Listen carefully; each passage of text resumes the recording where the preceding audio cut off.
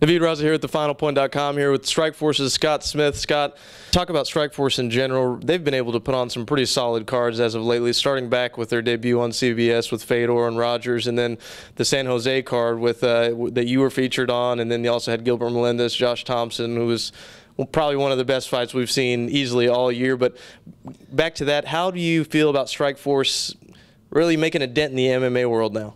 They're doing great. You know, they know what they're doing. They're not doing what Elite XC did, and you know, they're taking the right direction. They're going slow. They know their place in MMA. They're not trying to say they're better than UFC, but they're working their way up there. So they're doing great things, and they're getting a lot of great, hungry fighters out there. That's why we're getting the good fights. Mm-hmm. And on that specific fight, you fought Kung Lee.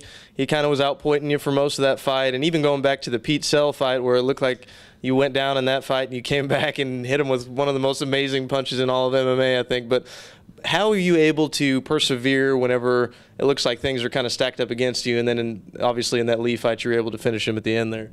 Yeah, it's kind of a bad strategy, but I kind of have to get pissed to come back and fight. It's a sense of urgency. You know, I keep thinking in my head, you know, okay, now's the time. Then here comes a kick, and and then third round, it's like, well, I'm losing this fight, so I might as well, I want to leave it all in the cage and come down to the third round, and I'm losing the fight. There's only, one thing left to do. And you talk about leaving it all in the cage. There's a lot of controversy this past week with UFC's 112 card and Anderson Silva and the Damian Maia situation. How do you feel about that? Do you think that the media was too harsh on him, or what's your stance on that?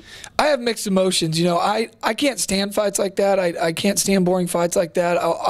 I try to always say I'll never go out and have a fight like that, but I'm also not a world champion like Anderson Silva is. Maybe that's why he is a world champion. But on the other hand, I can't really blame him too much. I mean, he's a champion. You got to go beat him. So I kind of put it on everybody else. Go beat the guy then. Do you know what's next for you? Have you heard anything from Strikeforce, or do they have anything in the works for you coming up? Nothing's for sure. I'm hearing rumors of a rematch with Kung Lee, so that's probably what's going to happen. Okay. Naveed Raza, thefinalpoint.com. Thank you for joining us, and we'll catch you next time.